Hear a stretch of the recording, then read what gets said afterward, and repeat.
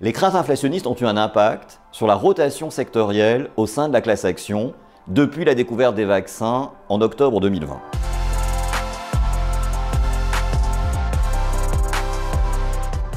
On a depuis ce moment-là des valeurs qui profiteraient d'une hausse durable des taux d'intérêt, comme les valeurs bancaires, l'énergie, qui ont été particulièrement recherchées depuis lors. Nous pensons que ce mouvement n'est pas pérenne. Nous pensons que ces tensions inflationnistes sont dues à un redémarrage beaucoup plus rapide de la demande, avec des ménages qui ont reçu beaucoup de subventions,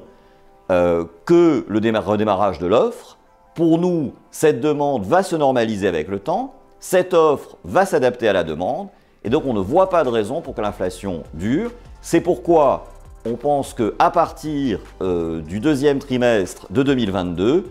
il va y avoir une contre-rotation et que ce sont cette fois-ci les valeurs de croissance qui vont reprendre le dessus sur les valeurs value, au détriment évidemment de secteurs justement comme les banques ou l'énergie. Alors concernant l'inflation, encore faut-il définir de quel type d'inflation on parle. Il y a une inflation qui est clairement négative, qui serait celle qui serait tirée, comme on l'a vu ces derniers mois, par une hausse forte des matières premières, par des goulets d'étranglement, et cette hausse inflationniste pourrait quelque part s'accompagner d'un ralentissement du moteur économique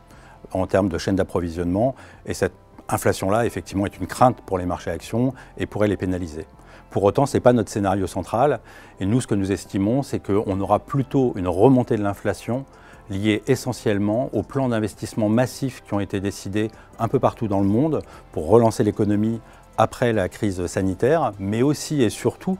pour financer la transition environnementale, qui est le sujet de la décennie à venir. Et cette inflation-là, qui serait tirée par des commandes plus élevées, par la nécessité de relocaliser certaines productions, entraînera une inflation plus élevée que ce qu'on a connu les 10 dernières années,